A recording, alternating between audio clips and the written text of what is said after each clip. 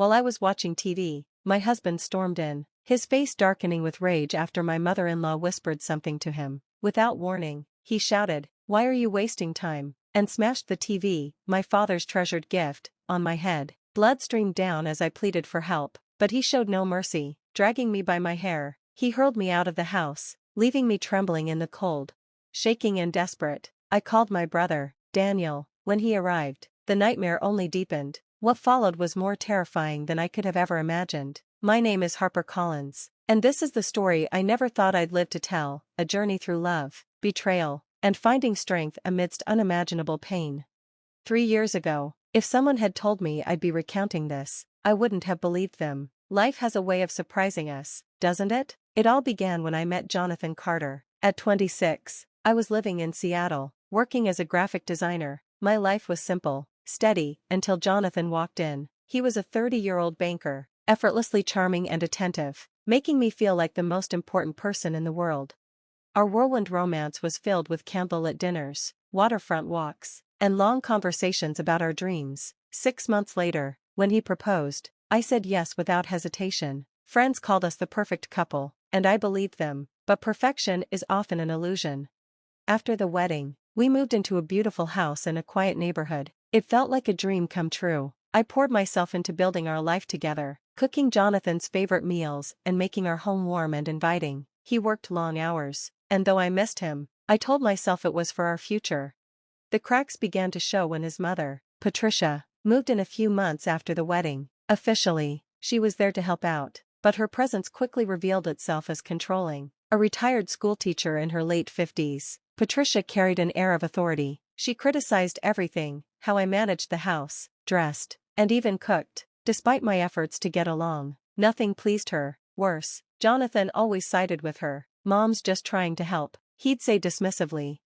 One night, after a long day of chores, I settled on the sofa to watch TV. It was a small comfort, reminding me of my late father. The TV had been his gift to me, and it brought a sense of peace. That evening, Jonathan came home late, looking tired but greeting me with a brief smile. For a moment, I hoped for a calm night. Then Patricia appeared, whispering something in his ear. His expression shifted instantly, his eyes cold and angry. "Get up," he barked. "Go to the kitchen and make me a fresh meal."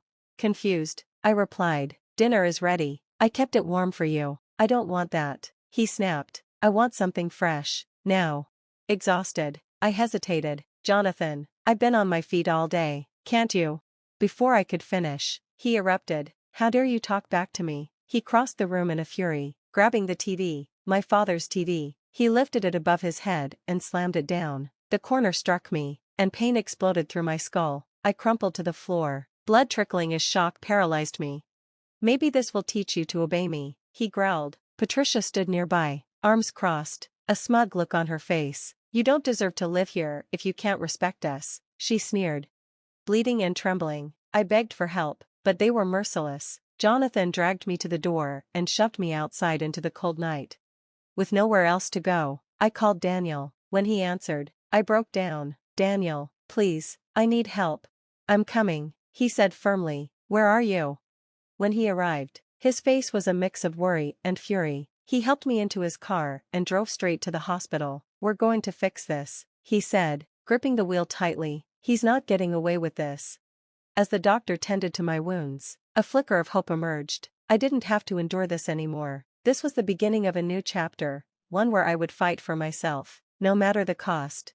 I hesitated, unsure where to begin, but I knew I had to tell Daniel everything. Taking a deep breath, I started from the beginning, recounting every instance of Patricia's interference, Jonathan's growing coldness, and my desperate attempts to please them, hoping things would improve. Finally, I described the horrifying moment when Jonathan smashed the TV on my head. Daniel listened intently, his fists clenched and jaw tight. By the time I finished, he was seething. "He's a monster," Daniel said, his voice low and full of rage. "And his mother is no better. Harper, you can't go back there, ever." "I know," I whispered, tears streaming down my face, "but what can I do? They've made it clear I don't belong there. I don't even have my belongings." "Forget your things," Daniel said firmly. "What matters is your safety. We'll figure the rest out. But first, we're going to make sure they pay for what they've done to you." I nodded. feeling a mixture of fear and relief. For the first time in months, I felt like I wasn't alone. Daniel was my rock, and I knew he wouldn't let me face this battle on my own. Over the next few days, I stayed with Daniel, trying to recover both physically and emotionally. He helped me file for divorce, a daunting but liberating process. Cutting ties with Jonathan felt like reclaiming a part of myself I had lost. Yet, as freeing as it wasn't enough. Anger and humiliation burned inside me. I wanted justice. One evening, as I sat in Daniel's living room, I said, I want to do more than just leave him. I want to expose him for what he really is. Daniel's eyes narrowed thoughtfully. What do you mean? I mean he's not the man he pretends to be, I said, my voice trembling but resolute. I've always had this feeling he's hiding something, the late hours, the unexplained phone calls. It doesn't add up. Daniel nodded slowly. You might be right. If he's hiding something, we'll find it. Let's dig deeper. That's when we decided to hire a private investigator. Daniel found Jack Lewis, a seasoned professional with a reputation for uncovering the truth. When we met with Jack, I explained my suspicions about Jonathan's activities at the bank. Jack listened carefully, took detailed notes, and promised to begin investigating immediately.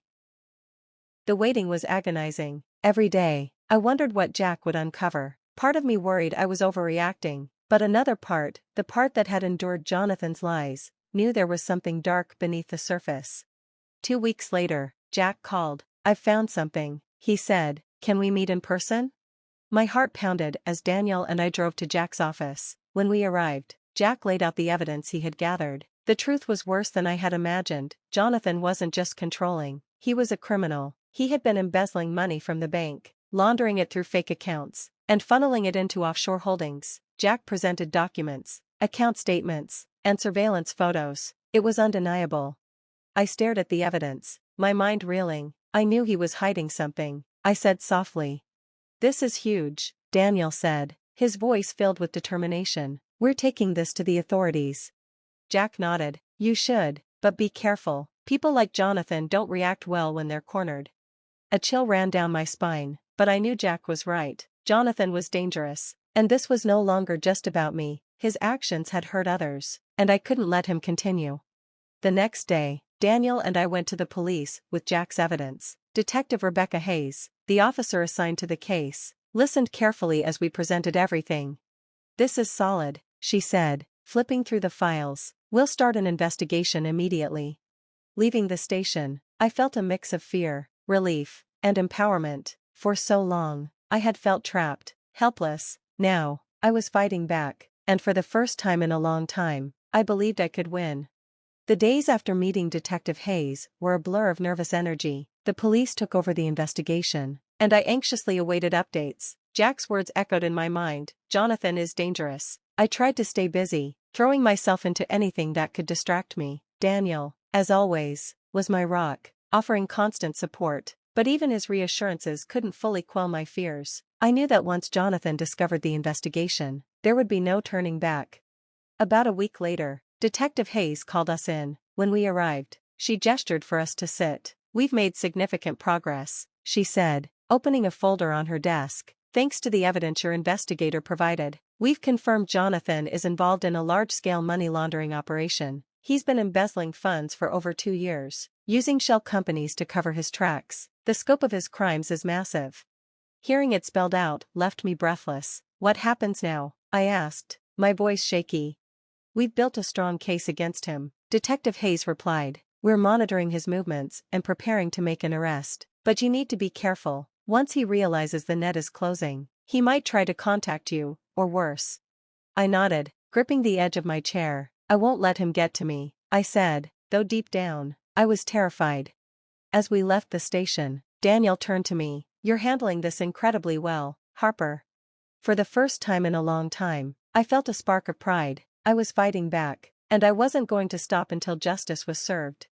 The weight of everything settled on me as I sat in Daniel's living room, staring out the window. My thoughts drifted back to the beginning, when Jonathan had held my hand, promised me happiness, and made me believe in a future together. How could the same man who once vowed to love and protect me turn into someone who destroyed everything we had, smashed a TV over my head, and embezzled millions? The betrayal was unfathomable, but instead of breaking me, it steeled my resolve. He had taken enough. Now, He had to face the consequences. The days leading to Jonathan's arrest were tense. I couldn't stop imagining how he would react. Would he lash out or play innocent? A part of me dreaded the confrontation, but a stronger part, one I barely recognized, wanted to see him fall. When Detective Hayes called to inform me that Jonathan had been taken into custody, I felt a rush of emotions. He didn't resist, she said, but he's claiming innocence, saying it's all a misunderstanding.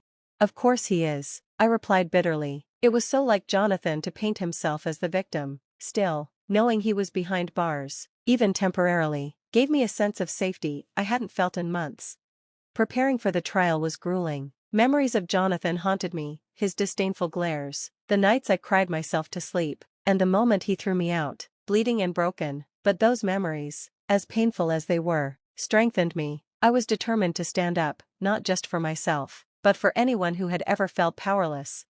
The day of the trial came quickly. The courtroom, with its high ceilings and somber atmosphere, was intimidating. I sat next to Daniel, clutching his hand as Jonathan was brought in. He looked calm, even smug, as if he believed he could manipulate his way out of this. But as the prosecution laid out the evidence, documents, surveillance photos, and Jack's testimony, his composure faltered. When it was my turn to testify, I walked to the stand on shaky legs, but spoke with a steady heart. I recounted everything, the abuse, the lies, and the night he smashed the TV over my head. My voice wavered at times, but I didn't stop. I refused to let him silence me again. Jonathan's defense tried to paint me as a bitter ex-wife, but the evidence against him was overwhelming. By the end of the trial, it was clear to everyone in the courtroom that he was guilty. The judge's verdict was swift. Jonathan was convicted on multiple counts of embezzlement, money laundering, and fraud. He was sentenced to 12 years in federal prison. As the gavel struck, a wave of relief washed over me. Jonathan couldn't hurt me anymore. Walking out of the courthouse with Daniel, the sun shone brightly, but I still felt the weight of everything sinking in. "You did it, Harper," Daniel said, his voice full of pride. "You stood up to him." I nodded, my throat tight with emotion. "I couldn't have done it without you. You believed in me when I didn't believe in myself." Moving forward wasn't easy. The scars, both physical and emotional, remained, and there were nights when I woke up reliving his violence. But each day, I reminded myself of my strength. I had survived. Reclaiming my independence became a crucial part of my healing. I moved into a small one-bedroom apartment in downtown Seattle. It wasn't much, but it was mine, a space free from Jonathan's shadow. Work became another refuge. Pouring myself into design projects helped rebuild my confidence. My boss, always supportive, gave me opportunities to grow, and with each success, I proved to myself that I was capable. Through it all, Daniel remained by my side, my constant source of strength. Whether he was bringing groceries or simply sitting with me, his presence reminded me that I wasn't alone. One day, I came across a photo from my wedding. In it, Jonathan smiled at me, his arm wrapped around my waist. I stared at it, trying to reconcile the man in the photo with the monster he became. Finally, I tore it in half and threw it away. It felt symbolic, like I was finally letting go of the version of him I had once loved. Jonathan's sentencing sent shockwaves through the community. His crimes made headlines, and the bank issued a public apology for its oversight. Patricia, his mother, moved away, likely out of embarrassment. Part of me wanted to confront her, but I realized it wasn't worth my energy. My focus was better spent on myself and my future. One evening, Daniel and I went out to celebrate at a small Italian restaurant. As we clinked glasses, he raised a toast. "To your freedom." "To my freedom," I echoed, smiling, a genuine smile from a place of peace. Looking back now, I see how far I've come. What happened to me was horrific, but it didn't break me. It taught me that I deserve better, that I have a voice, and that no matter how dark things seem, there's always a way out. Jonathan underestimated me. He underestimated my strength. Now, as I look ahead, I know one thing for certain: I'm free to live, to dream, and to build a life on my own terms. That, to me, is the greatest victory of all.